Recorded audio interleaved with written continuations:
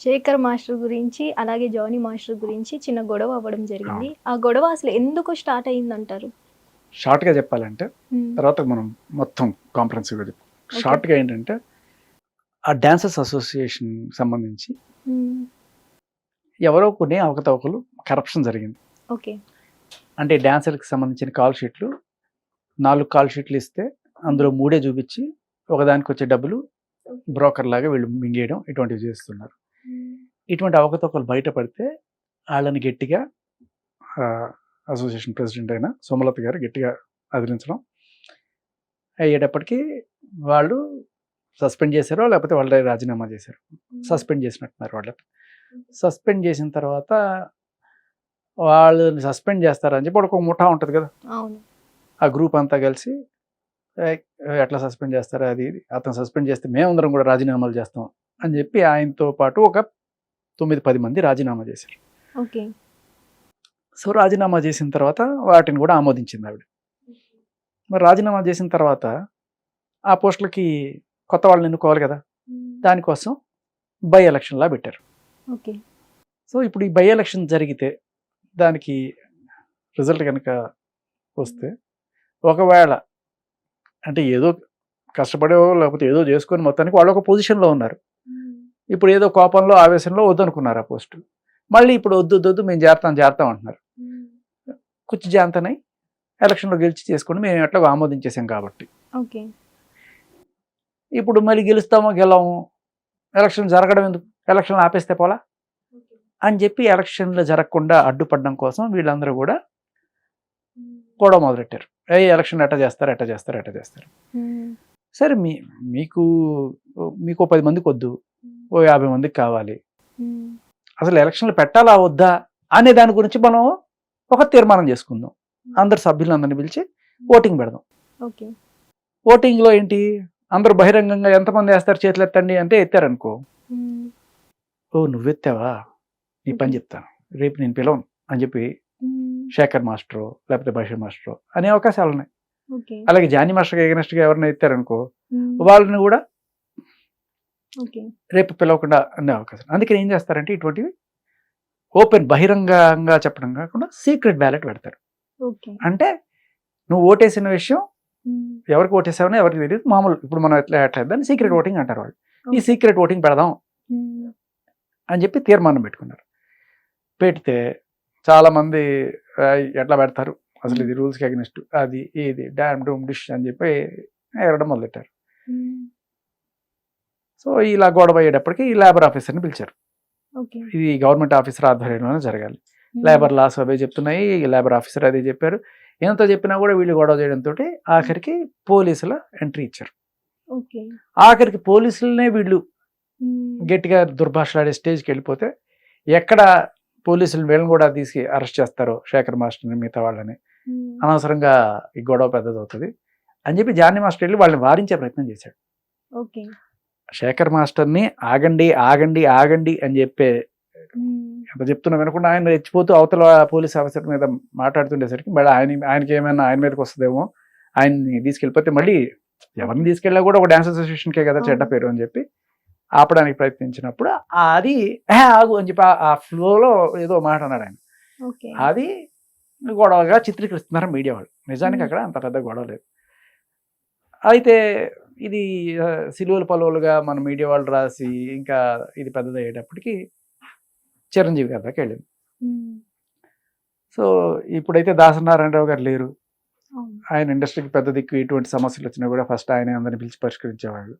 ఇప్పుడు ఆయన తర్వాత జనరల్గా తమ్మారెడ్డి భరద్వాజ్ గారు లేకపోతే ఇంకెవరు, మెగాస్టార్ చిరంజీవి గారు. సో ఆయన ఇనిషియేటివ్ తీసుకొని ఆయనే వీళ్ళిద్దరిని పిలిచారు ఇంటికి. ఇద్దరిని పిలిచి ఇద్దరితో మాట్లాడి, ఇద్దరు నాకు 2 కళ్ళు లెక్క, ఇద్దరు కుటుంబ సభ్యులు లెక్క, నేను చెప్తే నా కోసం మాట వింటారు కదా అని చెప్పి చాలా ప్రేమగా సంజయించారు ఇద్దరిని. అంత పెద్ద ఆయన పిలిచి సర్దుకొండరా బాబు అంటే కాదనేంత ధైర్యం ఎవరికి లేదు.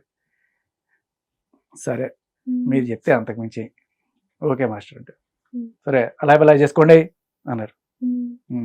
సరే అని చెప్పి ఇద్దరికి, శేఖర్ మాస్టర్కి జానీ మాస్టర్ గట్టిగా హక్ చేసుకున్నట్టు ఆయన చేసి వెళ్తూ ఒక మాట అయితే చెప్పారు ఆయన. ఇగో శేఖర్, ఎవరి కష్టం మనం దోచుకోకూడదు, డాన్సెస్లో ఎవరికి అన్యాయం జరగకుండా చూసుకోండి ఓకే. అని చెప్పారు. అలాగే జానీ మాస్టర్ కూడా మీరు చేయాల్సింది చేయండి, ఈ గొడవ పెద్దది కాకుండా ప్రెస్కి వెళ్ళి మీరు సద్దుమణిగింది అనే విషయం తెలియజేయండి. ఇట్లా అయ్యో లేదు మాస్టర్, నేను లేదు సార్ నేను చూసుకుంటానని చెప్పి ఇంకా అంత పెద్ద ఆయనే పిలిచి ఒక మెట్టి దిగి వీళ్ళిద్దరిని పిలిచి మాట్లాడినప్పుడు ఆయన కోసం మనం చేయలేమని చెప్పి వీళ్ళిద్దరు కూడా చేశారు. జానీ మాస్టర్ అయితే ఓపెన్గా ప్రెస్ మీట్ పెట్టి చెప్పారు. ఇంకా అలాగే శేఖర్ మాస్టర్ కూడా చెప్తే బాగుండేది, బట్ అలా కాకుండా ఇంకా మేము అంటే చిరంజీవి గారు అంతటి మనిషి పిలిచి చెప్పినా కూడా ఆయన మాటకు గౌరవం ఇవ్వకుండా వాళ్ళు చేసుకుంటారంటే ఇంకా వాళ్ళ కర్మది, మనం ఏం చేయలేం. ఇంకా మేము ఏదో చేసేస్తాం అని చెప్పి ఆ సృష్టి వర్మను పట్టుకొచ్చి, ఆవిడ చాలా అద్భుతమైన దేశభక్తురాలు, మీకు తెలుసు లేదు, గాంధీ మహాత్ముడిని బాస్టర్డ్ అని తిట్టింది ఆవిడ. అటువంటి పుణ్యాత్మరాలను తీసుకొచ్చి మీడియాలో మాట్లాడిస్తుంది. అంటే భీష్ముడిని చంపడానికి సికండర్ని అడ్డం పెట్టి బాణం వేస్తాడు చూడండి అర్జునుడు, ఆ టైప్లో ప్రతి దాంట్లో దీనేంటి ఏమిట్రా అనే డైలాగ్ ఉంటుంది చూడండి బ్రహ్మానంద గారు. అలా ఈవిడ ఇది బ్రీఫ్గా. ఇప్పుడు అసలు రాజకీయం చెప్తాను. ఇది ఇప్పుడు కాదు మొదలైంది. ఈ కథ నంద్యాల ఎన్నికల టైంలో మొదలైంది. నంద్యాల ఎన్నికల టైంలో ఆయన ఎవరు వైసీపీకి సంబంధించిన క్యాండిడేట్, ఆయనకి సపోర్ట్ చేయడానికి మన బన్నీ వెళ్ళారు. జనరల్గా మెగా క్యాంప్లో ఉండేవాళ్ళు ఎవరన్నా సరే జనసేనకే సపోర్ట్ చేస్తారు కదా అనుకునే టైంలో సరే మనస్పర్ధలు ఉండదు. ఏదో ఇప్పుడు అల్లు అర్జున్ గారికి చాలాసార్లు ఆయన ఫంక్షన్స్లో కూడా జై పవన్ కళ్యాణ్ అని చెప్పి అరవడము, ఇలాంటివి నేను చెప్పను బ్రదర్, ఆయన ఫ్యాన్స్ వల్ల కొంత ఇరిటేట్ అయిన మాట వాస్తవం. దాని ఆయన పవన్ కళ్యాణ్ ఏం చేస్తారు, సరే వదిలేండి, మేబీ అదేదో ఆ ఈగోకి తీసుకున్నారు ఏమో. మొత్తానికి నంద్యాలలో వైసీపీ ఎమ్మెల్యేకి సపోర్ట్ చేశారు, కంటెస్ట్ చేస్తున్న ఎమ్మెల్యేకి. ఇప్పుడు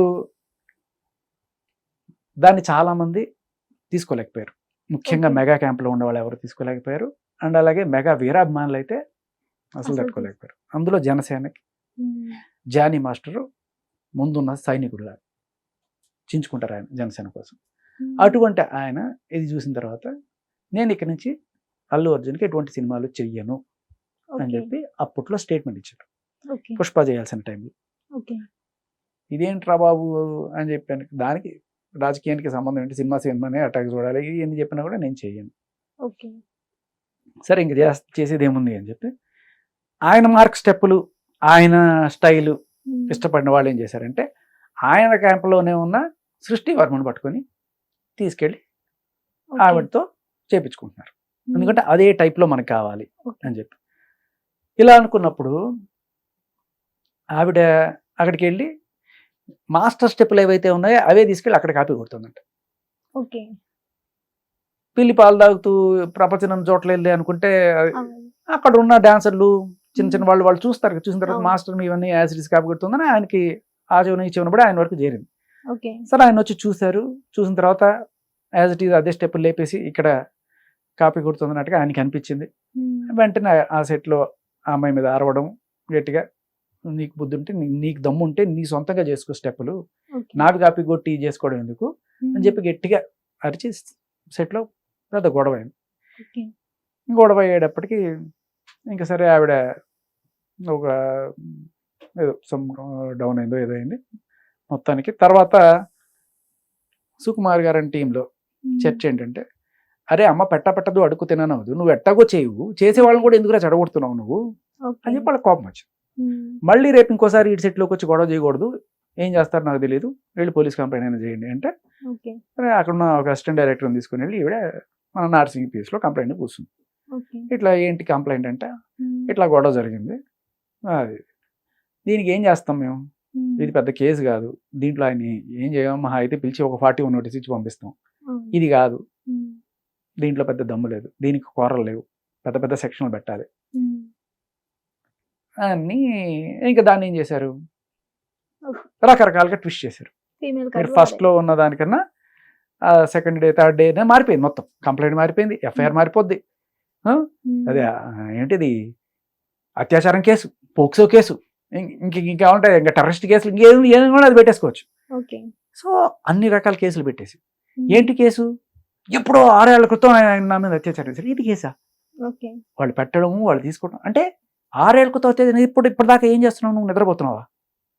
లేదు సార్ అప్పుడు నాకు ధైర్యం లేదు, ఇవాళ నిన్నే ధైర్యం వచ్చిందండి. ఓకే. అదేదో సినిమాలో కలేజీ సినిమాలో మహేష్ బాబు నిన్నే దేవుడు అయ్యాడు అని చెప్పి అన్నట్టు. సరే వదిలేయండి. పెట్టారు.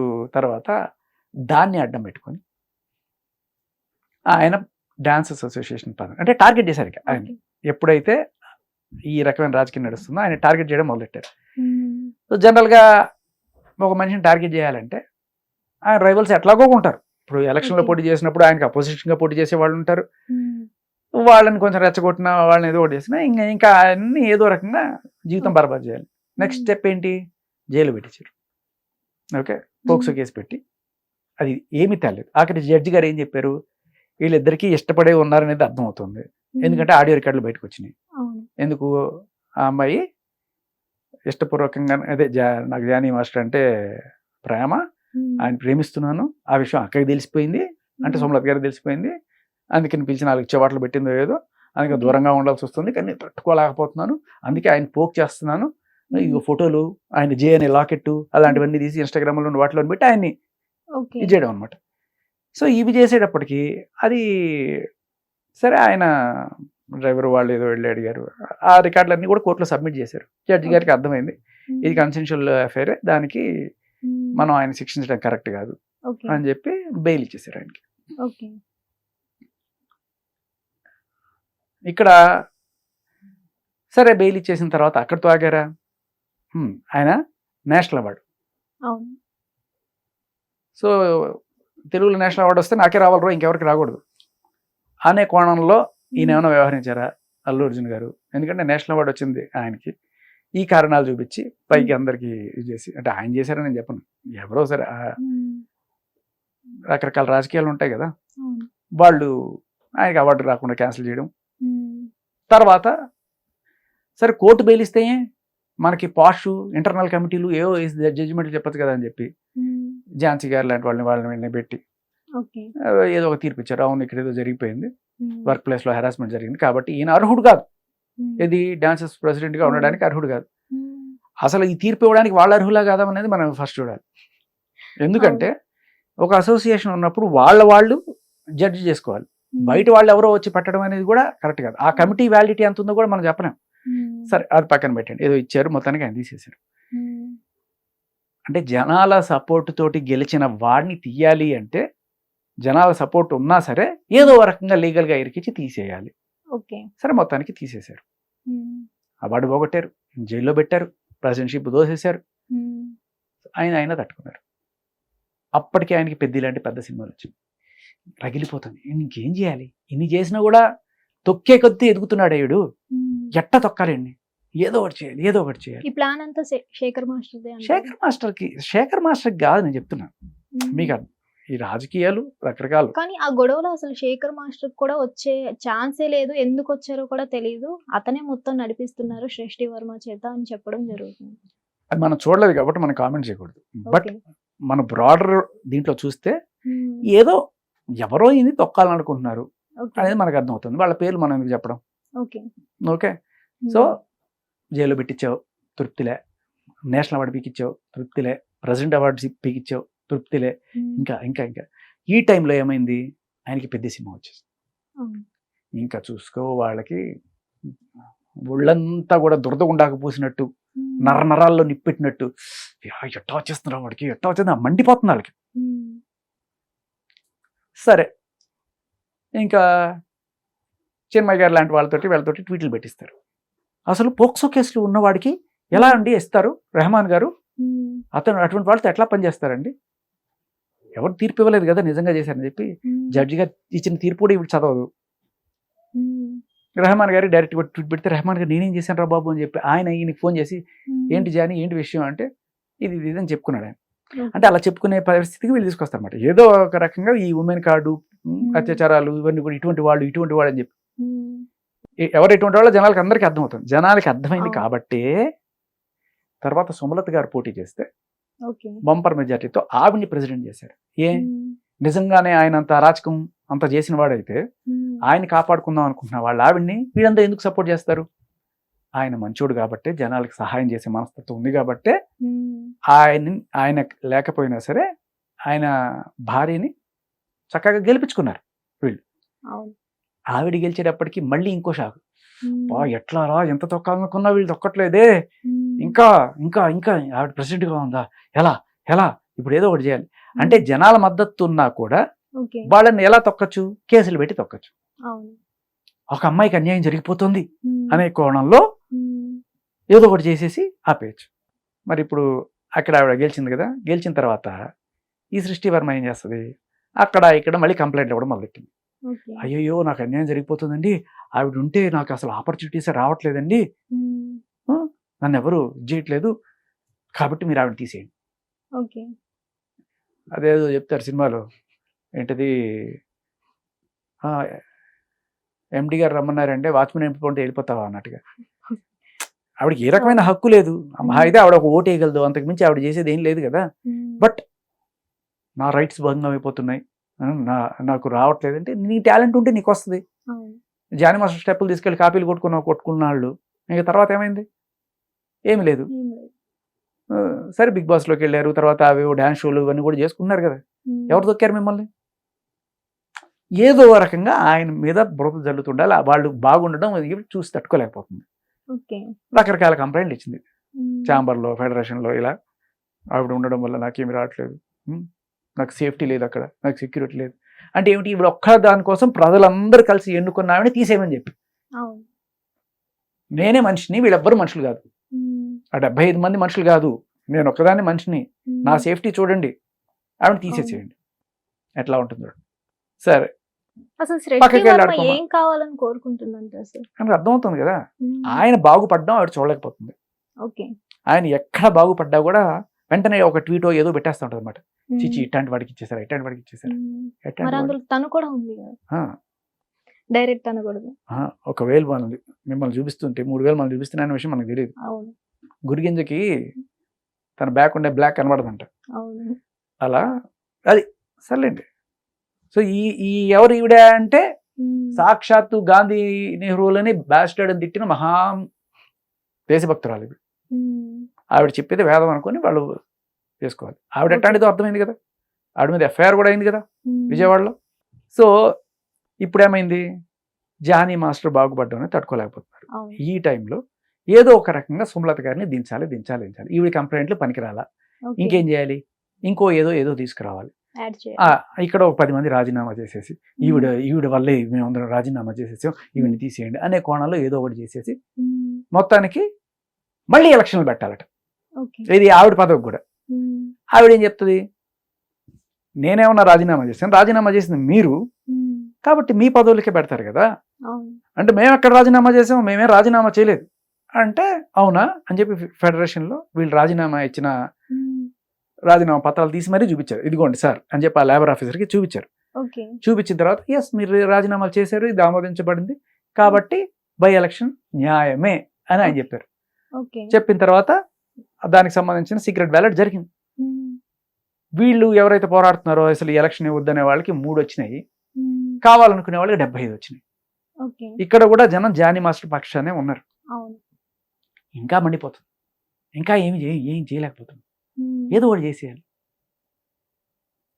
సో ఫైనల్గా అది వీళ్ళు ఎంత గొడవ చేసినా, ఎంత రౌడీజం చేసినా, బయట ఎంత అరుపులు వచ్చినా కూడా డాన్సర్లు అందరూ కూడా ఏమనుకున్నారంటే వాళ్ళందరూ కామ్గానే ఉంటారు, ఉమ్, ఓటు వేసేటప్పుడు చూపిస్తారు. ఓకే. వాళ్ళందరూ చూపించారు. ఉమ్, 75 మంది వీళ్ళకి, 3 ఓట్లు వాళ్ళకి వచ్చినాయి. ఓకే. అసలు సృష్టి వర్మ ఓకే ఈ గొడవలో ఉన్నారు, అసలు శేఖర్ మాస్టర్కి ఏం అవసరం అని వచ్చారు? నేను అదే చెప్తున్నాను కదమ్మా, ఇప్పుడు ప్రొఫెషనల్ రైవలరీ కొంత ఉంటుంది, ఉమ్, అండ్ అలాగే ఎలక్షన్స్లో ఇప్పుడు మీరు నేను కంటెస్ట్ చేసాము, ఉమ్, ఏమో తర్వాత ఏదైనా అవకాశం వస్తే మీ మీద ఏదో నిందబడిందో లేకపోతే ఏదో మళ్ళీ నేను ఛాన్స్ తీసుకుంటా, మేము గెలుస్తానేమో. ఉమ్, జనాలు ఏదో అనుకొని మిమ్మల్ని గెలిపించారు, ఓకే. ఇప్పుడు 2 ఏళ్ళు 1 సంవత్సరం అయింది, ఇప్పుడు అప్పుడున్న చార్మ్ మీకు లేదు, ఉమ్, ఏమో అవకాశం వస్తే బాగుంటుంది కదా, టర్మ్ అయ్యేదాకా వెయిట్ చేసే ఓకే. ఓపిక లేదు, ఉమ్, ఏదో షార్ట్ కట్లో వచ్చేసి తీసుకోవాలి. జానీ మాస్టర్ని లేపేశారు, ఉమ్, తర్వాత వాళ్ళు ఎవరన్నా అవ్వగలిగారా అంటే అవలా, ఓకే. మళ్ళీ జానీ మాస్టర్ వాళ్ళ ఆవిడే వచ్చింది, ఉమ్, మళ్ళీ ఈసారి అయినా సరే ఏమైనా చేయగలిగారా అంటే ఈసారి కూడా ఓడిపోయారు. ఓకే. తెలుసుకోవాల్సింది ఏంటి, ఉమ్. జనాల కష్టాలని దోచుకోవద్దు. అవును. జనాల మనసులో ఉన్న మనిషిని మీరు ఎంత తొక్కాలనుకుంటే వాళ్ళు అంత పైకి ఎగురుతారు. ఉమ్. అది ఇప్పటికైనా మనం తెలుసుకోవాల్సింది. రెండోసారి ఉమ్. జానీ మాస్టర్ని ఏదో రకంగా తప్పించారు, వాళ్ళ ఆవిడ గెలిచింది.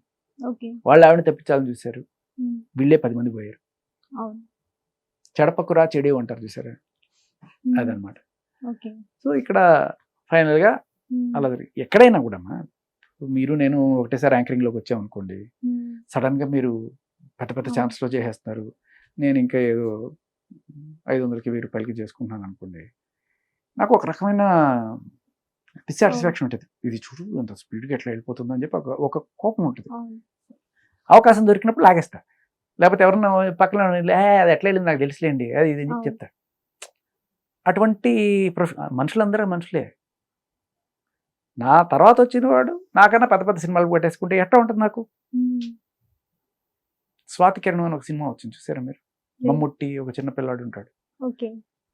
ఆయన పెద్ద పండితుడు, వీడు 11 ఏళ్ళు 12 ఏళ్ళు పిల్లాడు, వీడికి నేర్పిస్తే వీడు పాడేదానికి అందరూ శబాష్ శబాష్ అని కొట్టేస్తుంటే వాడికి ఆ పండితుడికి తీసుకోలేకపోతాడు. ఉమ్. కానీ నిజంగా ఏముండాలి, నా శిష్యుడు ఎంత బాగా ఎదిగాడనే ఒక గర్వం ఉండాలి కదా, ఉమ్. అది పోయి పడి ఏడుస్తున్నారు. ఉమ్. హిట్ టీవీ యాప్, ఇందులో short news, live news, entertainment shows, movies, digital magazines తో పాటు మీ జిల్లా వార్తలను కూడా ఫ్రీగా చూడొచ్చు. ఇంకెందుకు ఆలస్యం, వెంటనే హిట్ టీవీ యాప్ ని డౌన్లోడ్ చేసుకుని ఫ్రీగా ఎంటర్టైన్మెంట్ పొందండి. Hit TV app. Hit TV app. Please download Hit TV app. Hit TV యాప్ని ఫ్రీగా డౌన్లోడ్ చేసుకొని ఎంజాయ్ చేయండి. మీకు నచ్చిన ఎంటర్టైన్మెంట్ కోసం హిట్ టీవీ యాప్ ని ఫ్రీగా డౌన్లోడ్ చేసుకుని ఎంజాయ్ చేయండి. హిట్ టీవీ యాప్ని డౌన్లోడ్ చేసుకుని ఆస్వాదించండి, ఆశీర్వదించండి. ఇంతమంది సెలబ్రిటీలు హిట్ టీవీ యాప్ ని డౌన్లోడ్ చేసుకోండి అని చెప్తున్నారంటే ఎంత మంచి యాప్ ఆలోచించండి. అమెరికా అమెరికా అమెరికా అమెరికాలో చదవాలనుకునే వాళ్ళకి విశ్వసనీయమైన పేరు మన శౌర్య consultancy. UK Law 1 Year Masters. UK Law 1 Year Masters. 2 years work permit up to 5 years visa. Contact Saurya Consultancy. Contact 89851 89851.